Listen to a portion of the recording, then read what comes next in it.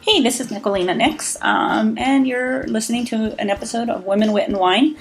We are live today, but this is actually first Sunday show, so it'll be posted. I am here with my friend and producer, my former producer, Shelby Camilli. I'm glad she's kind of come back a little bit into the fold. She's going to guest on here every once in a while, so and I'm honored and blessed that she's back with me because I value everything about her. Oh, so that's nice to say. It's true. Today's subject is it's too much too soon. Red flags in dating, and when I talk about that, I talk about how I was watching a movie the other day, and I was discussing this with Toby, and I said, and it really kind of brought up the idea of this subject was. You have to hide your crazy at least through the appetizer. Yeah. And in that regard, to me, it means that we tend to go on an initial first date and we spill our lives in that moment. We leave nothing to the imagination. So today, let's talk about the wine before we get into the subject. Yeah. It's actually. It's a Trader. It's from Trader Joe's. I bought this at Trader Joe's. Is it? It's a Grifoni Bianco. Blanco. Oh, Bianco. I think that's an I. Yeah.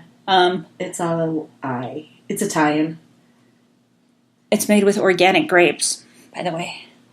And we did a little bit of a blind tasting, and I'm gonna let's see how well we did. What was your opinion? I kind of got the citrus, a little bit of oak to me. Yeah. You had a little bit more flavoring. Yeah. It's a light, silky wine. It's smooth. It has a really strong finish, a moderate to strong finish with quite a bit of, what did I say? What did I write down here? A lot of lemon, a lot of citrus on the finish. And then that oak. And then at the very end, like a vanilla. The aroma is I smelled pine of all things, pine and green apple and citrus. So I would put this with chicken or fish. It definitely.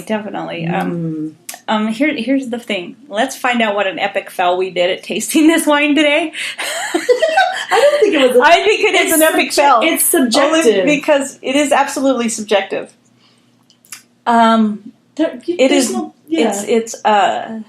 The Bianco is blessed with a floral and fresh bouquet, filled with peach, honey, and apricot fruit. I said fruity. I taste the lemon. That's still a citrus. It's a fruit. A perfect everyday drinking and famous for its food pairing capability. This wine is especially subtle for pairing with vegetarian and vegan dishes. Oh. It's crisp. It definitely is a crisp wine, and it's aromatic. See, we got citrus out of that, and none of those are citrus. No, we didn't. I didn't taste any apricot. So now you have to taste it. Now we're going to taste it. Do you now taste? Let's see. Can you now taste the peach?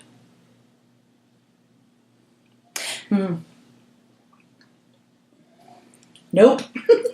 However, you did talk about pine, sappy. That's the honey. I think you're right. At the end, you're tasting the honey, because you made the comment of it's like pine, sappy. Yeah, and I'm like, okay. You smell it on the aroma. And the apricot. I think I could taste the apricot more than I can taste the peach. Smell it now. Well, maybe the label's wrong. No. We need to talk to this winery right now. No. It's subjective. We all smell different things. So it's very good wine. I would buy this wine.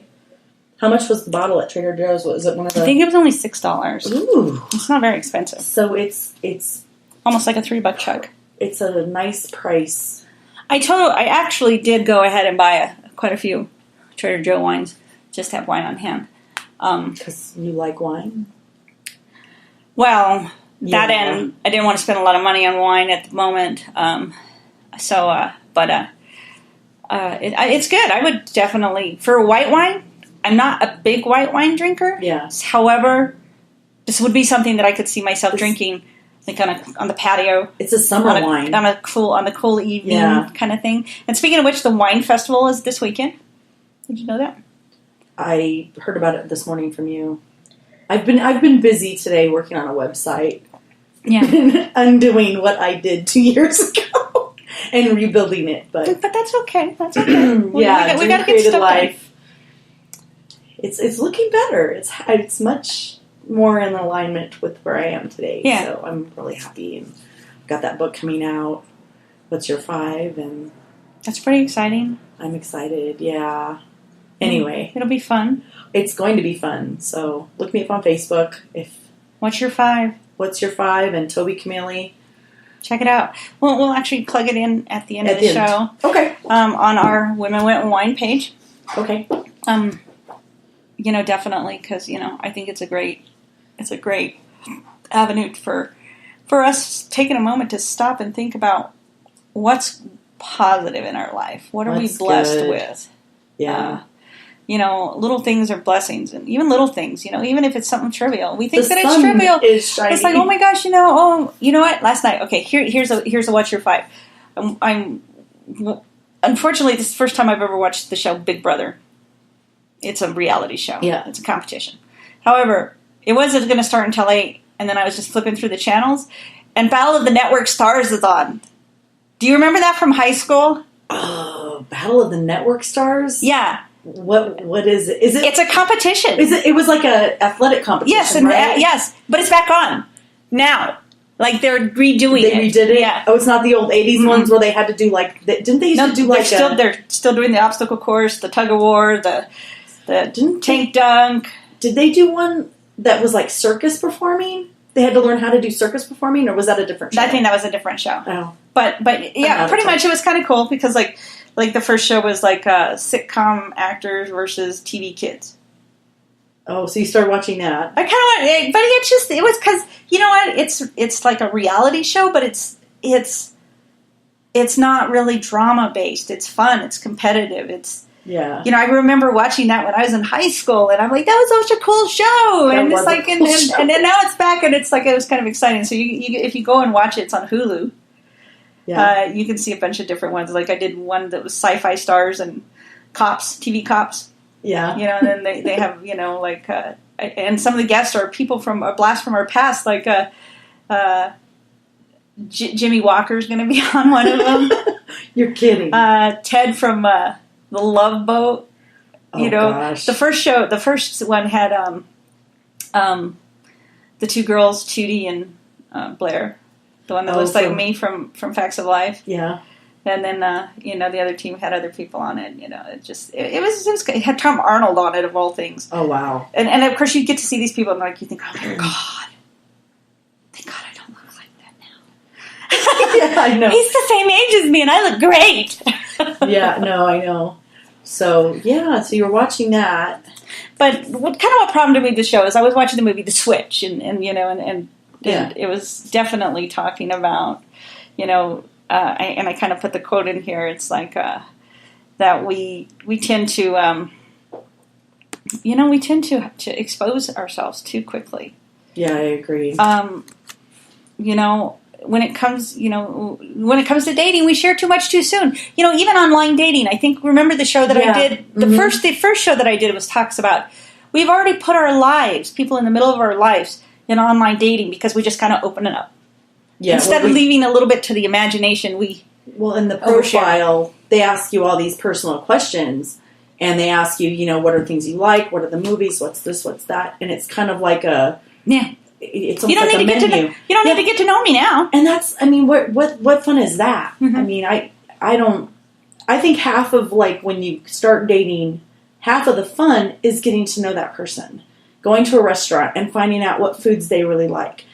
Going to the movie and seeing or what movies they pick or what kind of food they have in their fridge or when you shop with them or just sitting down and learning their story, like having that conversation where instead of just everything being online like it is with some of these dating sites. They ask about your history. They ask about, are you married? Are you divorced? Do you have kids? Mm-hmm. It's like, and it's really easy. And I think a lot of people get trapped. Well, not really trapped. It's online shopping. It's online shopping. Mm-hmm. I've he's done got it. Kid, swipe. He's got a kid, or he's divorced, or he's whatever. You look at the pictures, and it's sad. And I think with this show, what we're talking about today is that whole, how much should you talk about on a first date? First date. I think that the quickest, because like the quote goes to say, the quickest way to kill a romance is, it's the quickest way because we're sharing so much too soon. You got to hide your crazy at least through the appetizers. That's really good advice. and that's really a good point in regards to hiding your crazy through the appetizers. Is basically what it is you don't want to tell when you go on a date. I'm going to go on a date with you. I don't want to sit here and tell you every bad thing that's happened in my life about how my marriage fell apart, how terrible my kids are. Or all the bad things you've done.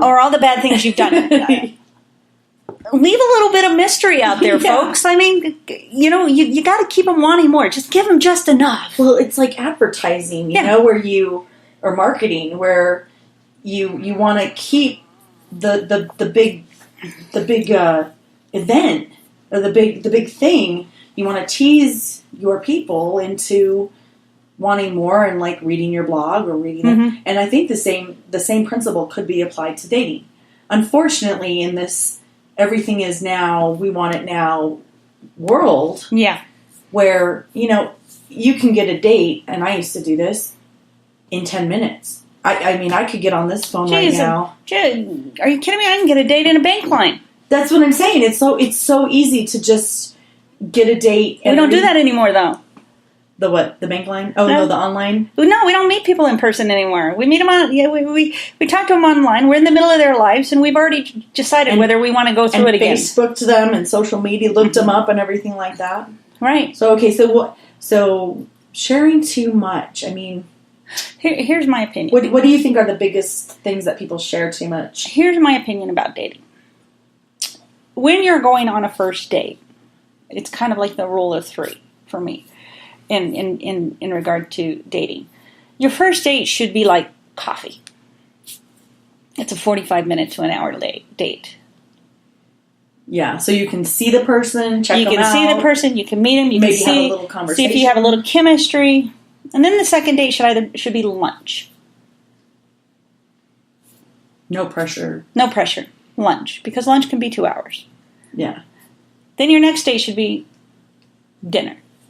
And whatever else. Because realistically, when we go out on a date, we're always on our best behavior the first time. Yeah. Most of the time. Some people. But some people. This is where hiding your crazy comes in. Some people, because they're nervous, they tend to overshare.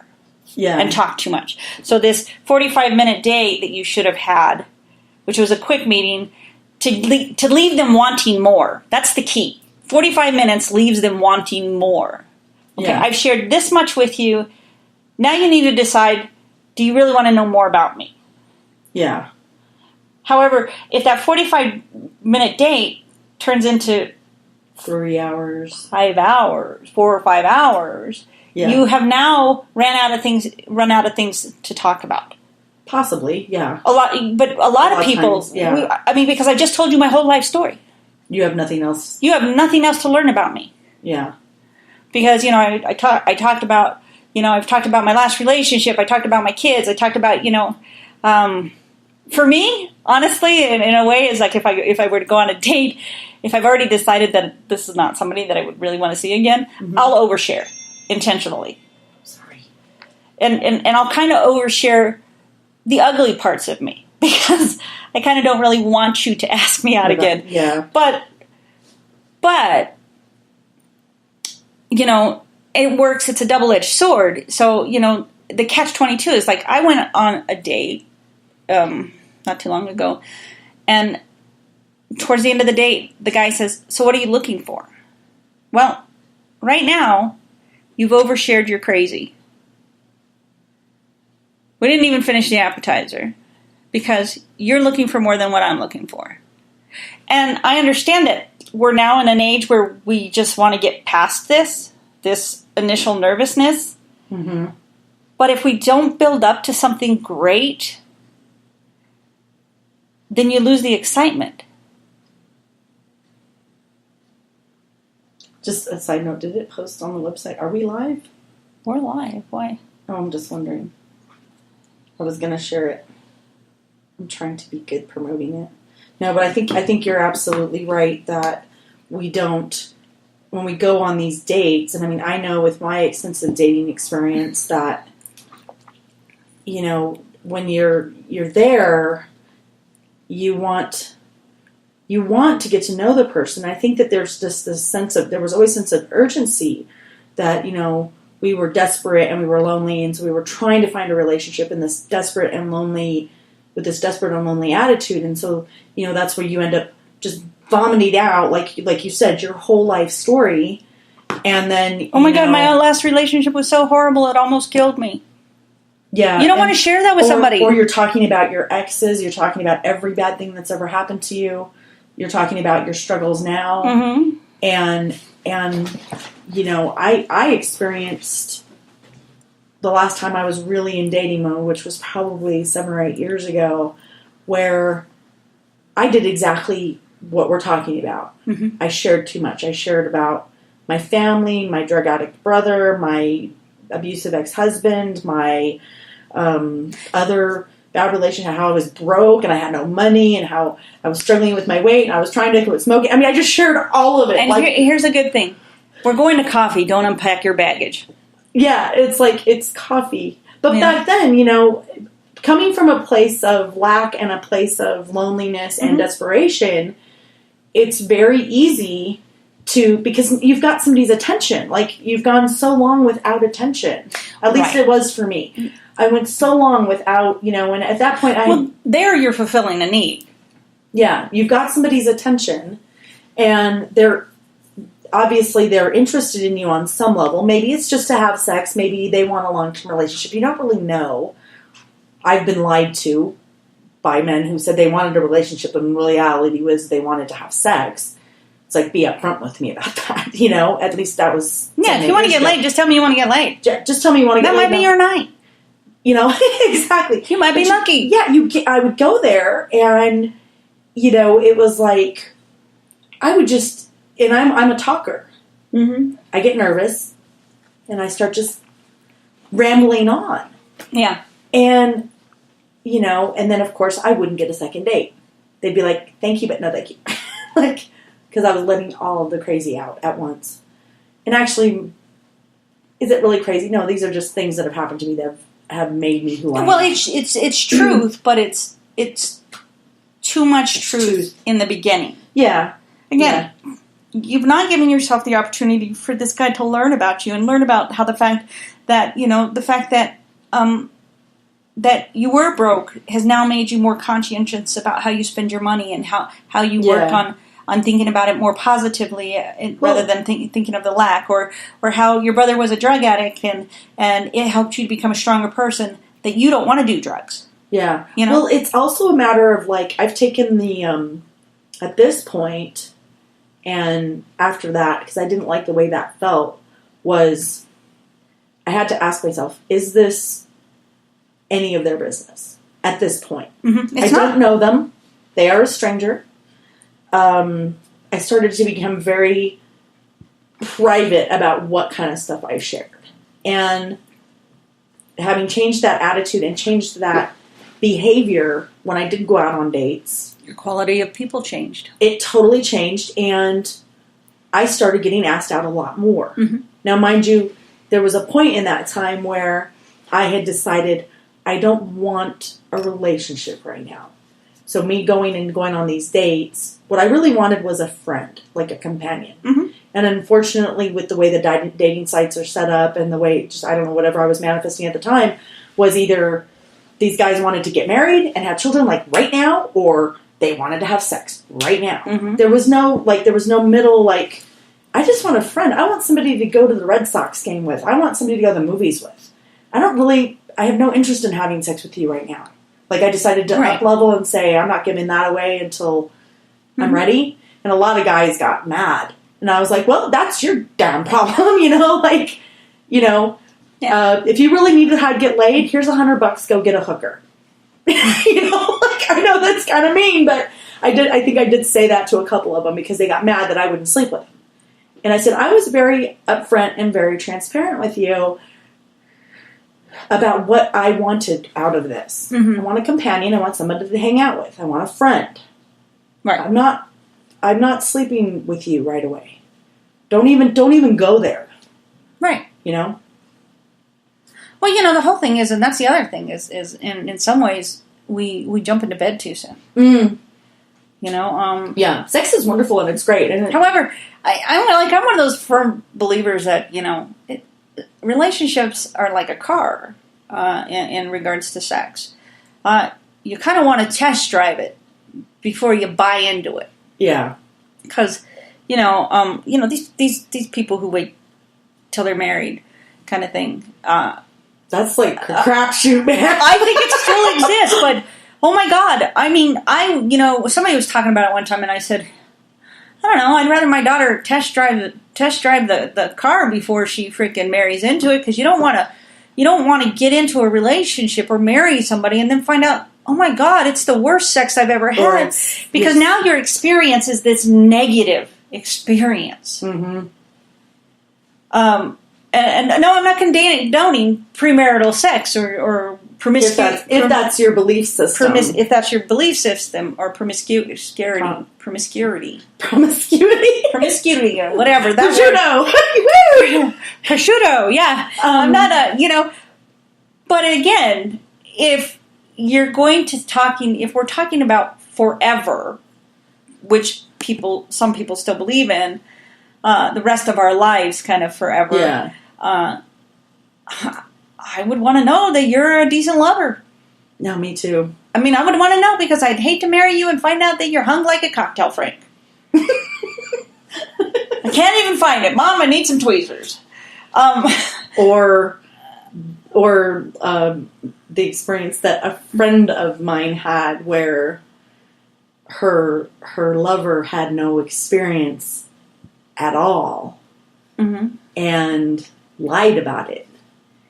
And then come to find out, you know, it was like, this is that whole honesty and transparency thing, you know? Like, I think that, you know, there's a limit, but there needs to be a limit to the honesty and the transparency and how much. Because you can absolutely get to know somebody without finding out their whole life story. Right. In an hour. Yeah, absolutely. You know, I think a lot of people rush into sharing so much because of desperation, or because, you know, they're lonely, or because we live in this instant gratification world. Instant gratification, we're overly exposed to instant news, instant, you know, our moods are on Facebook. Everything. Our bad day is on Facebook. Everything. It's just like right there. And then, I mean, you have to look at that. Are you doing the woe is me kind of thing? You know, I mean, I think occasionally I make posts. Everybody does that. But I limit what you put in it. What I say. See, my big thing is, if I'm having an event that's causing me some kind of turmoil or some kind of grief or some kind of pain, it's like, rather than post, oh, this happened to me today and I am so sad, I'll post stuff like, I won't use people's names, or try not to ever name slang, because it's just not cool. And then 2, when I'm in that moment, I try to find the solution. So I'll write about the pain and then the solution at the same time. Do it on my blog. On Facebook lately, I haven't been really sharing a whole lot on my personal profile because I haven't felt like it.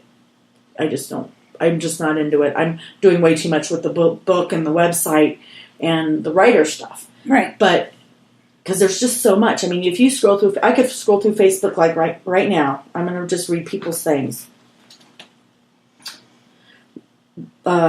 Dislike having to kill weeds on my property that I don't use. One of my biggest pet peeves these are different posts from people, is people throwing their garbage. Here's a political post. I'm not going to read that.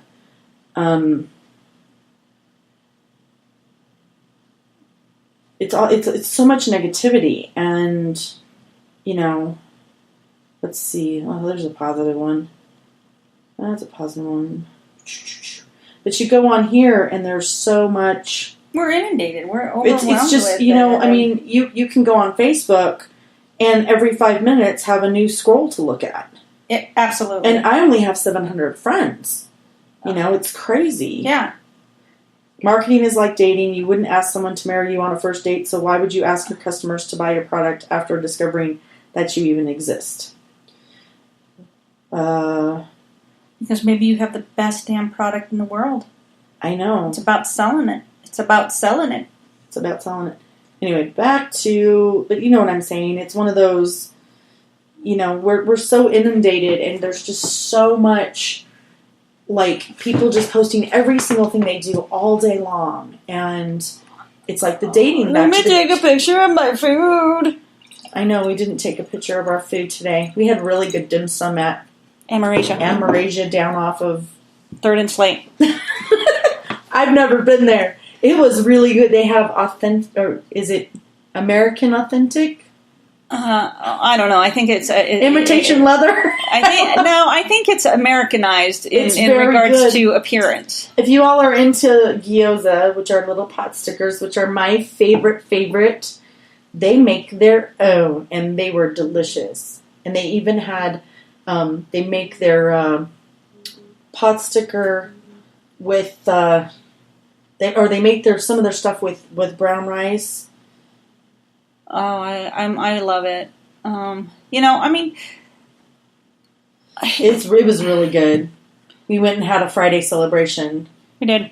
Because we celebrate Friday. Why? Because it's a day that ends in Y. Just kidding. Okay, that was a bad joke, but it was. It's a day that ends with A. Friday. Like the Fonz. Okay, Fonzie. So, back to... exactly.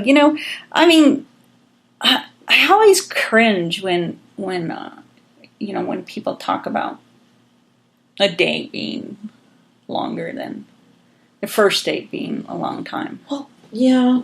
I always cringe at that. Well, because you know what? Because for me, it's just kind of like the expectation, about giving it away. What is the saying? Why buy the cow if the milk's free?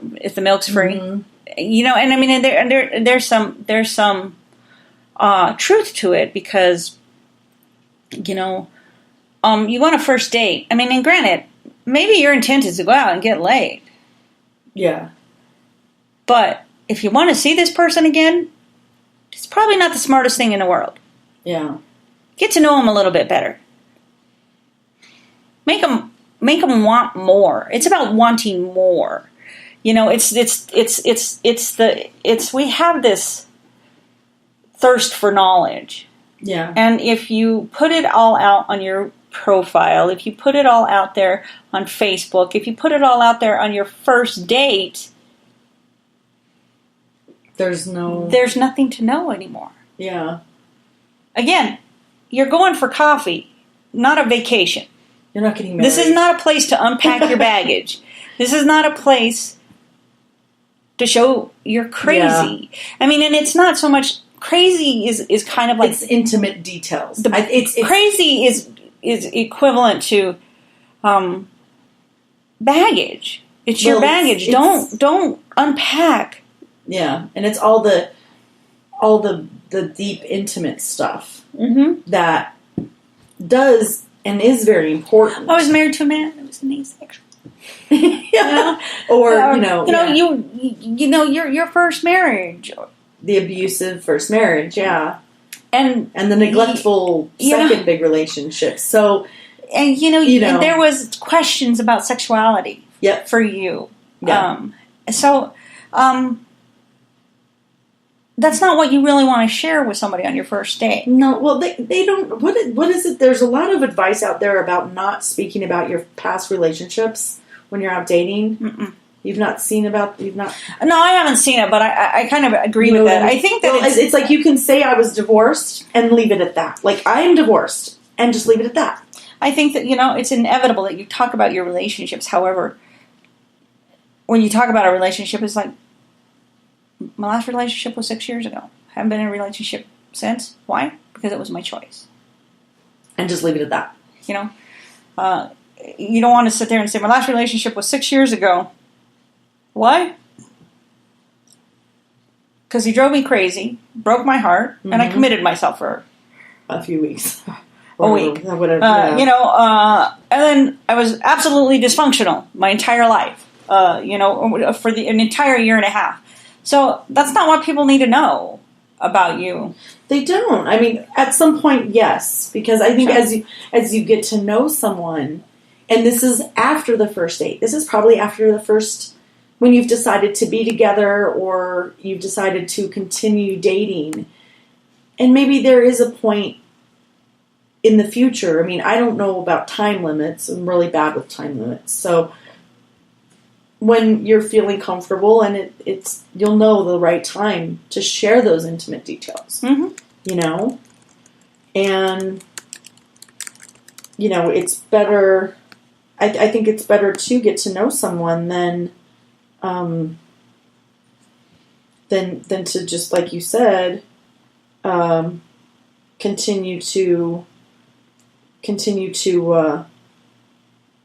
go on first dates and share your entire life story. Well, and another example of that is when you're going on a date with somebody who has small children. The children thing. Well, first off, we were having a nice conversation in the car about kids. I think everybody who listens to my show is well versed on the fact of my aversion to small children. You're not alone. But the point is when I meet somebody and I go out on a date with them and I know that they have small children, okay, I already know that you have small children. However, you need to give me the opportunity to get to know you. So I don't want to go out on a date with you, and then the next weekend you're asking me to hang out with you and your kid. That's not what I'm looking for. In regard to, I want to know this person. Is this person somebody that I could go forward with?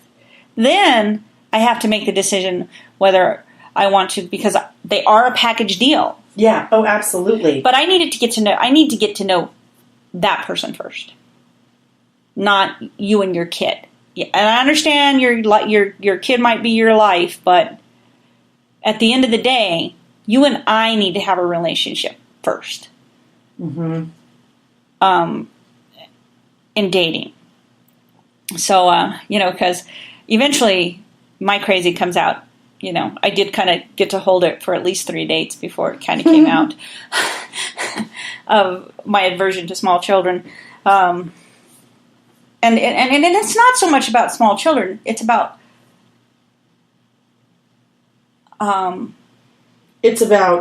small children who misbehave, who are not taught time and place. When I'm in a restaurant, it is not the time and place for you to let your kid wander around. Yeah, no, I agree. I'm having an adult conversation with an adult person. I don't want to be having to worry about your kid. Well, and that's that appropriateness and inappropriateness of, some people, like, I think it was, you were the one that had the experience where a guy brought his 14-year-old daughter or something, 12-year-old daughter. Was it you? No. Okay, it wasn't you. Okay, so I don't know which one of my friends it was. I can't remember who it was. But she went on a date with a guy, and I don't know the whole particulars of it, but he brought his 12 or 13-year-old preteen daughter who lived with the little girl lived with her mom, and I guess it was his weekend to have her. Then you shouldn't have gone on a date. I know, but he brought this little girl to the date, and my friend was absolutely mortified because it was like their second date or something. And of course the little girl was just madder than all hell because, this is supposed to be her weekend with her dad. Mm-hmm. and her dad is taking her out on a date. And, that whole dynamic of, like, what the hell is my dad doing with this strange woman? And, it was just an absolute disaster. I would have rescheduled. The little girl was such a brat. Well, no, she didn't know. My friend didn't know that he was going to bring. Oh no! If I showed up, I would have said, "Let's go ahead and just reschedule this for another time." Okay, well, you're much stronger than my friend was, because she was just like she was there at the restaurant. Because I really think you should spend some time with your daughter if this is your weekend. I do too. But she sat there, and the little girl was an absolute holy terror. Can you imagine? It's like a scene out of a movie. And that's one of those, like, appropriateness of when to share these things. It's like the whole kid thing. Well, it would have been, for me, I'm one of those people that, like, I could be in a restaurant with people. And, yeah. I could see, like, grandma taking your grandkid out for dinner, and the kid's on their phone their entire time. Oh, yeah. Put your phone away. You can live without your phone. I've leaned over and I said, you can live without your phone long enough to eat a meal. Yeah, no, and I'm sitting here on my phone while we're taping. I'm being an asshole. I'm trying to share it. It's okay. I didn't say, but you're at least talking. I am continuing. I'm still talking. So I don't know. We just kind of have to ask ourselves, what's okay to share? What's not okay to share? What should you share on a first date? Well, that's another thing. Well, I think that, like, I hate to say to keep it superficial, but I guess you could share your likes and your dislikes and, Right. Obviously you're there because there was something when you were on the profile, or, if you were doing online dating, maybe the person that you're on this first date with, you met somewhere else, like at a comedy show or at some kind of group meetup kind of thing, or maybe you met them, like you said, in the bank line. And you're just, I don't know, I guess you could just keep it on a, like, this is where I grew up, and, share some details, but not, like, go balls to the wall with it kind of thing. Right. Okay, here's something you shouldn't share. You shouldn't share your financial situation on No, first never. date. Money. Never talk about money on dates. How your last relationship was a disaster. The dark secrets. Save those for later. Mm-hmm. That you're in recovery. Oh, well, I thought people in recovery weren't supposed to date for at least a year. You're not supposed to date for that first year, or life just isn't working out for you right now. Well, if life isn't working out for you anyway, why should you be going out on a date? Are you trying to find someone to fix you or make your life better? A lot of people are. Here's another one. My family is crazy. My family is crazy. Or embellishing your life. Don't make your life sound greater than it is, but don't make it sound worse than it is. Will you marry me? I had a guy do that to me once on a date. It scared the bejesus out of me too. This was like right after I got divorced. Uh-huh. And I was dating extensively after my divorce just because I could, and why not, right? I make no apologies. And I had been doing the online dating thing, and I met this guy. So we go, and we were sitting there at the restaurant, and he was already there. He came early, and I walked in, and he got up and he said, "Oh, you're so beautiful. You're so beautiful, Toby. You're so beautiful." And I was just like, okay, first of all, that freaks me out. Like, give me a compliment, but like when you give me too many compliments, I start to just be freaked out. And then we sat down and we get our menus. And he's like, I'm really looking forward to having a family and all that, and I want to have a family. Exactly. And I'm holding my menu, and I'm going. I'm thinking in my brain, is he talking about me? Oh no! I'm just going to ignore. I'm just going to pretend. I'm just not going to have a reaction to this, because he's talking about like how he really wants to get married, and he really wants to have children, and he wants to start a family and all this stuff. And I'm like, oh yeah, that's great, because you're just playing along. And he's like, so then he grabs my menu and he pushes it down, and he's like, "Are you game for this? Would you marry me?" And I just kind of sat there and I went, I said, "Are you serious? You can't be serious." And he's like, you're so beautiful. We would have the most beautiful children. We would have the most beautiful life together. And I'm just going, what? How?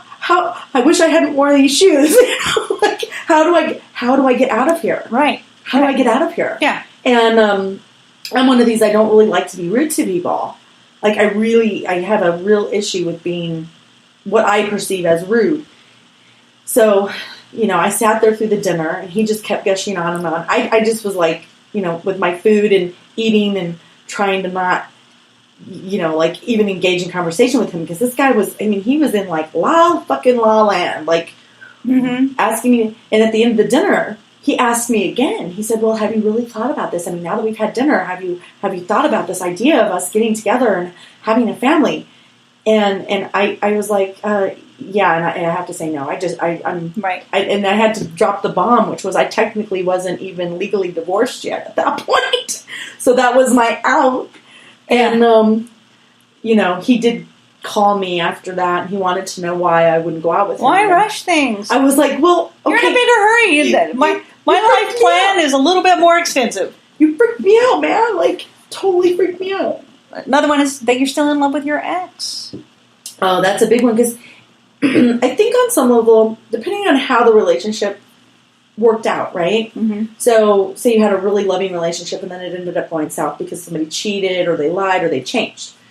And then, but part of you still will always love that part of the person that you felt. But that's different than somebody still being in love with their ex. Okay, so what is somebody who's still in love with their ex? Like, how would you... The way you talk about them. Okay, so give me examples. Probably for me, for a long time. I don't think that I could ever have a conversation that didn't involve his name. Oh, so you're constantly, like, almost ruminating on it and just consistently bringing it up? Another one is, do you mind if I use a coupon? Your first date should never involve a coupon. I don't know if have I ever had a guy use a coupon?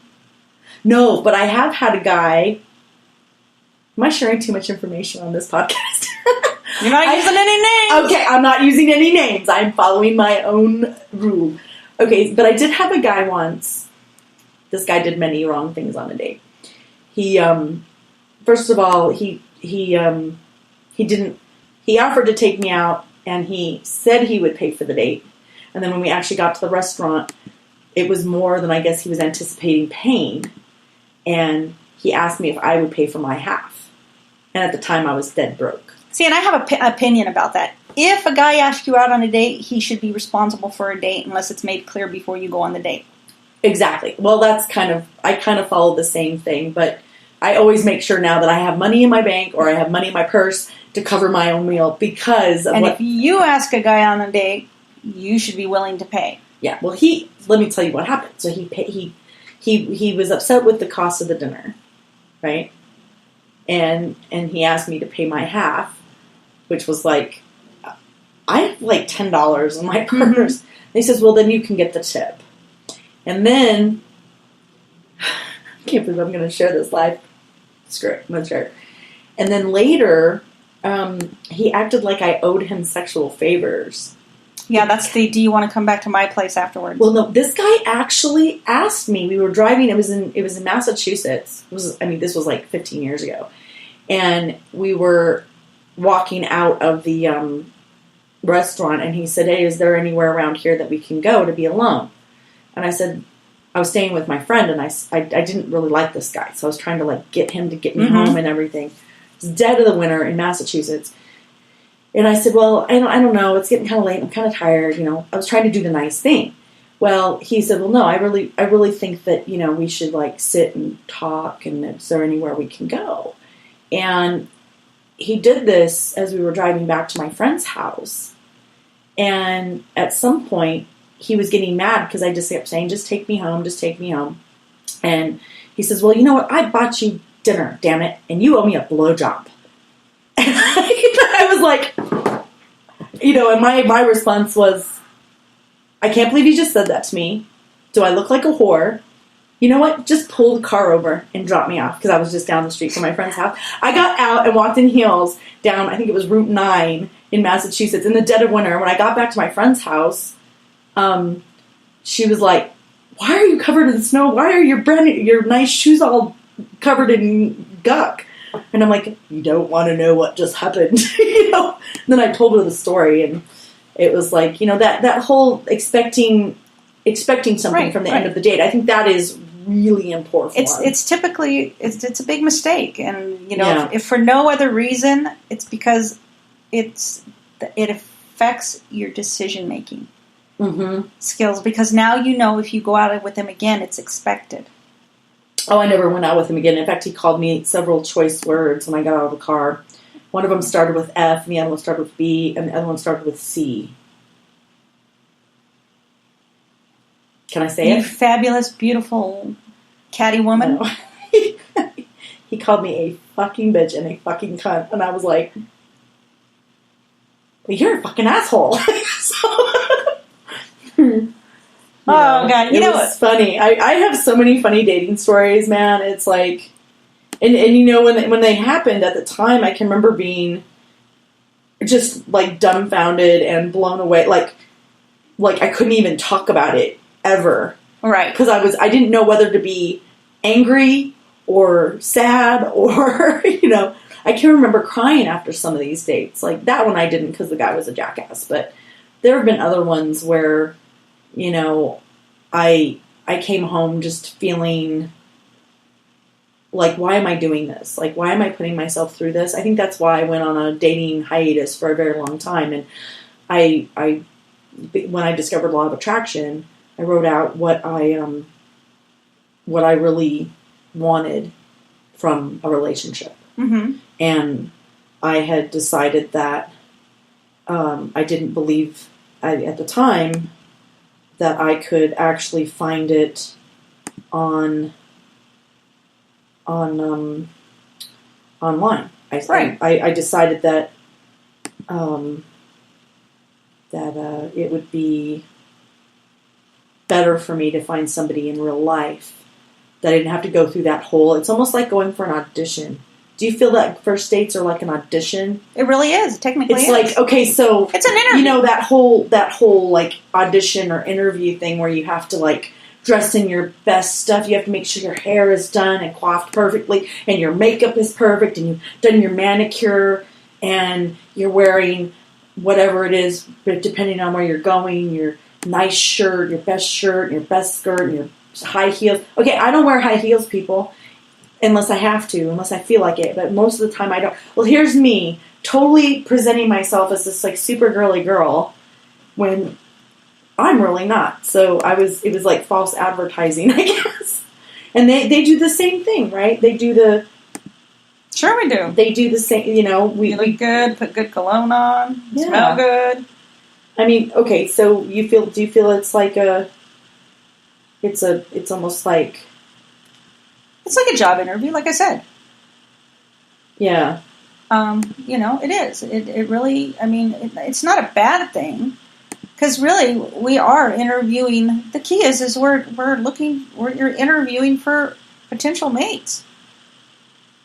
Yeah. That's exactly what it is. So, to do that, you got to think about that. How do you have to take the phone call? Yeah, how do you move this? You want me to talk? She wants me to... Okay, I'm all by myself now. I've got the speaker, or the microphone. So as she was just saying that, yeah, I feel that, like, dating is like auditioning. And, you get yourself ready, you prepare what you're going to say, you prepare what you're going to wear, depending on where you're going. And back to the topic of this show... that, I think that when you do share too much, you end up kind of, you ruin the potential, right? Possible potential. Well, sure, because like, okay, so, if you hate your job and you share that you hate your job in your first date, what do you think that person's first opinion about you is? Maybe she's never happy. Yeah. Or if you get Botox for your face, do you really want to share that with somebody? Why not just let them leave them thinking you'll always look this beautiful? Although I'm not a big fan of Botox, but I know. I used to work with the bacteria that it's made from. Which freaks the hell out of me that they're. I'm like, this used to kill lots of people. Like, now they're using it as a medicine. Actually, a lot of drugs come off of fungus and bacteria. Well, sure, but anyway. You got to just think about that. What's too much? I gave you some examples of definitely. What were some other ones? About Botox.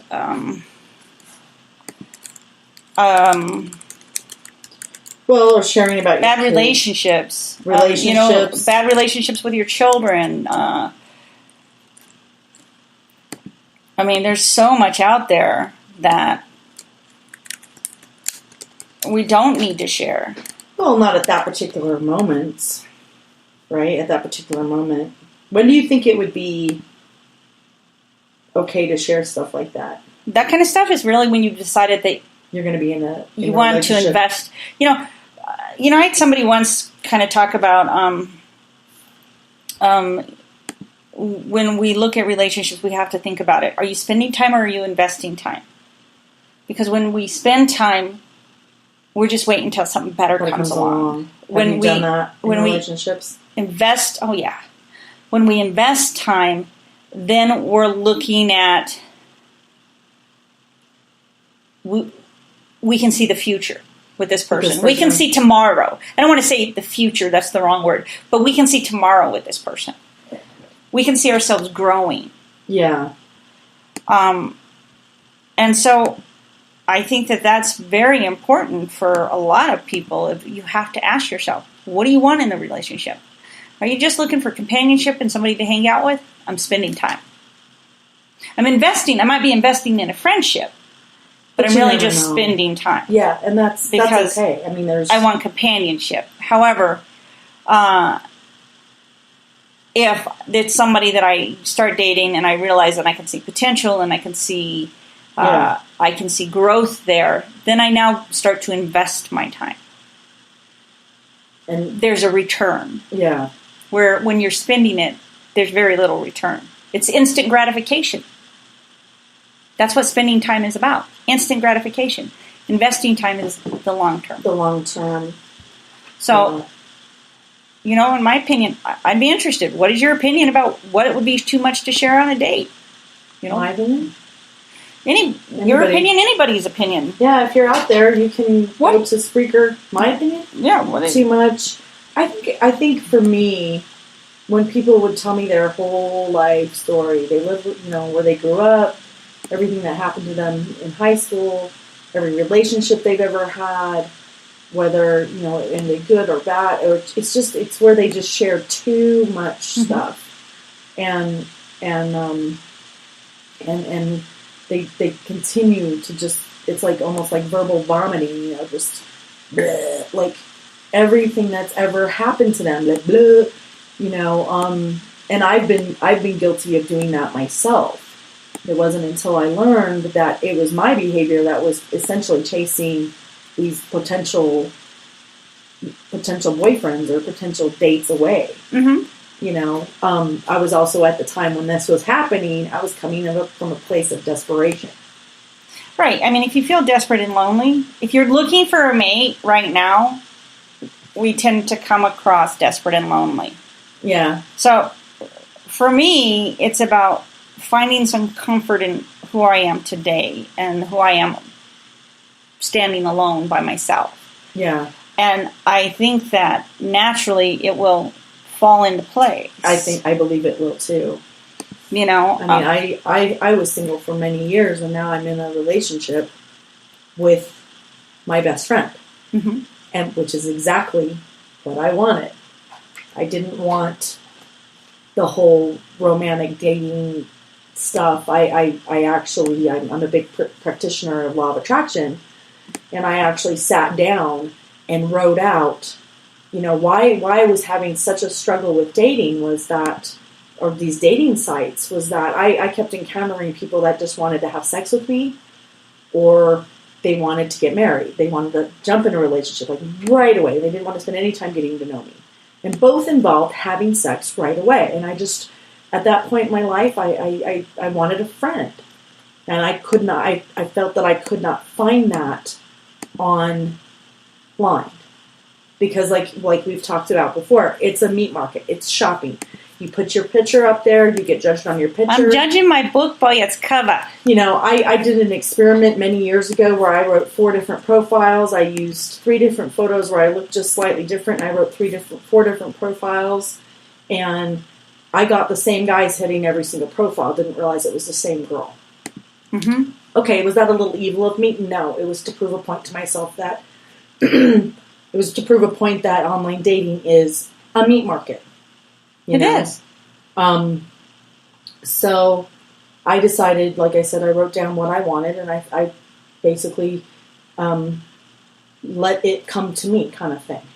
I figured when it was time for me to be in a relationship again, what I wanted and what I needed it was going to cross my path. Right. You know, I went through a lot of upheaval when I was living in Boston. I went through a lot of just kind of, I call it my alone time in the cold, because I spent a lot of time alone in the cold in my condo, just kind of figuring out, you know, what do I really want out of life? What do I want a relationship? Do I want the aloneness? You're just speaking about standing alone. And it was up there. It was kind of, I call it, you know, my vision quest in the snow, in the 90 inches of snow. Right. What do I really want? What really matters to me? Where do I want to go? What kind of person do I want to be with? And I think I had always known. Right. And now, you know, looking back on all of those experiences of myself sharing too much or somebody else sharing too much, or, you know, dating is it's a really hard thing, especially as, I don't know if you've noticed this, but the older we get, like, because now, like, I'm going to be 45 this year, and it's like the closer I started getting to 40, it was like people have children, they have mortgages, the dating pool has shrunk considerably. It shrinks, like in your early 30s, at least in my circle, it shrank, and now it's getting big again because everybody's getting divorced. Everybody that got married in their 20s is now getting divorced. Right. Right? And did you see that phenomenon in your life? No. No, I just noticed that when I was in a relationship, all my friends were single, and when I was in a relation, when I'm single, all my friends are in a relationship. Well, I'm in a relationship, but he's gone all the time. But no, but Love you, Russell. I'm just saying that's kind of how I said his name. It's okay. I mean, but that's kind of how I see it in how things work out. Yeah, it's just like kind of that law of physics, you know. When you're single, everybody else is attached, and when you're attached, everybody else is single. Although I don't know that it really ever affected me one way or another, but yeah. You know, I do. I kind of find I don't like feeling like I'm a third wheel. I don't really always like going out. I mean, with a group of couples, and me being the only single one. That used to bother me too when I was single. I don't mind it being one couple and me, because then I don't feel like have nothing in common with all the people. Out. Yeah. Because there's some commonality as to why I'm friends with one or the other, but like I said, but when it becomes this group of people, I'm now kind of like, oh fuck, yeah. Don't I feel odd, awkward? I'm the odd one, you know. So, excuse me. I do think about that. I think about, you know, but again, my priority is. I haven't closed myself off to dating. You're just not actively pursuing it. It's not my end goal. At the end of the day, it's not the end goal for me. It's not. If somebody asks me out on a date, I'm going to go out on a date. Enjoy it for what it is. You want to ask me out again? That's fine. If you don't want to ask me out again, I'm going to live. You know. I mean, I would think that we would be adult enough to say, I'm not really interested in dating. Don't mind being friends. I'm not really interested in dating. That's interesting you bring that. Did you ever notice when you were dating that, like, having those kind of conversations, like, I'm not really interested in dating, like, were really hard for people to have, like, for yourself or for others to say that, but they'll jump into sex talk really easy, like asking you to bed. Because I'm going to live. Well, no, but asking you to go to bed with them or asking you to come over and have a booty call was much. I experienced a lot more men were able to tell me they wanted me to sleep with me than it was to tell me yes they wanted to date me or no they didn't. I don't know if it was just unique to my experience, but I found that I got propositioned a lot more for sex than I did for, or even told yes I'd like to date you. There's actually a philosophy about, I don't want to say philosophy because that's the wrong word that I'm looking for. It's a study. There was a study done on that. Curvy girls, curvy women, are more inclined to be promiscuous and get lucky. I would kind of have to agree with that. Yeah. Than skinny women. Because... But what about really large BBW women? I wonder... I think it's equal. Same with curvy girls? Oh, God, yeah. Oh, yeah, sure. Do you think it's because men actually find us more attractive, or do you think it's because they think that curvy girls have lower self-esteem? I've had a guy say fat girls need love too. Yeah. That they perceive bigger girls as more desperate. We must be desperate. And we must not be able... Because we're fat. I'm not fat, but you know what I'm saying. No, I am fat.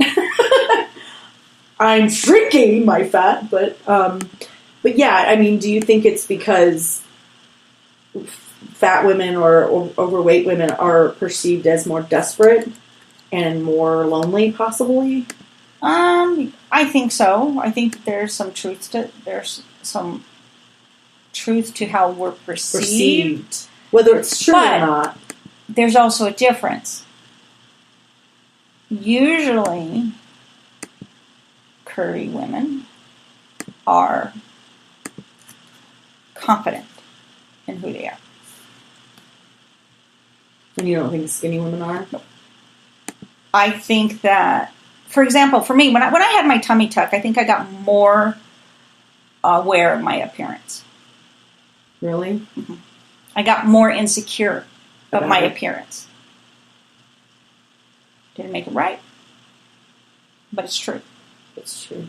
I was more insecure about how I looked once I had plastic surgery. Once I had a tummy tuck. That's crazy. Looking back, when I was in my early 20s and I had my rockin' size 6 body, I didn't appreciate it. I actually considered it a hindrance. Because I got tired of being hit on all the time. Which I believe might be one of the contributing factors to me gaining all my weight. Like, this is like an armor. It's a protection. Of course, it is. It's an armor. It's like, I missed being viewed as a sex object. Uh-huh. I didn't like the constant barrage of, we were just talking about it on the stoop, where I would go into a bar and I'd be wearing like jeans and a t-shirt and a pair of tennis shoes, hair pulled back in a bun, no makeup, just minding my own business, having a beer, and I would get hit on. Right. All the time. And I can remember back then, it was like, I wish they would just leave me alone. Like, I know I'm pretty. Thank you for telling me I'm pretty. Now go the fuck away, And and then I got in some relationships where I got lied to and cheated on. And, I used to really work out and really, really care about my size, the size of my ass, basically. And having been cheated on and viewing the other woman that was the other woman, I thought, why am I doing this to myself? Why am I going to the gym and beating myself up at the gym and dieting all the time? He doesn't care. He's going to fuck other women. Right. Regardless of what I look like. So fuck it. I'm going to eat what I want. And I think that I internalized that anger and that whatever. And being overweight has been it's been both a blessing and a curse. Because, like, sometimes I do miss having the attention that I had back then. Now I get the attention, but it's different. And it's not based on my body. It's based on what I do for a living, what I'm working on at the time. It's they have to see past. That was another thing that bothered me about when I was really, really thin was, you know, nobody ever wanted to talk to me about what was on my mind. They just wanted me on their arm to be the hot chick. Of course. And I was kind of like, I dated this guy one time, and he literally would not even listen to anything I said. Mm-hmm. You know, we went to like a big event where we had to get formal gowns and everything, and you know, he was a bit older than I was, and I would start talking, and he would cut me off, and he wouldn't let me talk. And I remember having a conversation with him about it, and he goes, "Well, nobody really cares what you say anyway. Nobody cares. You looked hot in that dress. That's why you were there." And that, I can remember, I was like, 20 at the time, so it was like 25 years ago. It's like, so all I am to you is just eye candy. It's like, well, I'm more than that. I can remember thinking that when I was like 20, 21. Right. It's like, I'm more than that. You know, I'm really smart. I'm going to get my degree in science, and you're telling me that what I say doesn't matter? So, anyway, but yeah, the whole perception of, like, you know, what my experience has been, both being on both sides of that thinner, fit, fat. I've been on both sides of the fence. Mm-hmm. You know, being overweight or being, you know, curvy, as we call it, voluptuous or whatever, has been both a blessing and a curse. Right. You know, because like we were just talking about, I sometimes wondered when guys would ask me out, are they asking me out because they really genuinely like me and they think I'm cute and they want to get to know me, or they ask me out because they think I'm an easy lay because I'm in a size 18, 20 body right now. You know, because I had friends over the years that were larger. When I was thin, they were really big. Mm-hmm. And I don't know, I used to like watch, I used to kind of like see how men treated them. Right. You know, and then I became the fat girl and I got to experience it firsthand. Anyway, we went totally off the rail. That's okay. No, but it's still a part of it. So yeah, we're going to go ahead and wrap it up. This is Nicolina Nix, and thanks for joining us. And yeah, we'll be back to being live here in a couple of weeks. But right now it's pre-recorded. We are live today, but it'll be up definitely for Sunday. So I look forward to hearing from you. And this is Nicolina Nix, and listening to Women, Wit, and Wine, and my guest, Toby Camilli. Yep. Hope you have a great day, and we'll talk to you soon. Bye.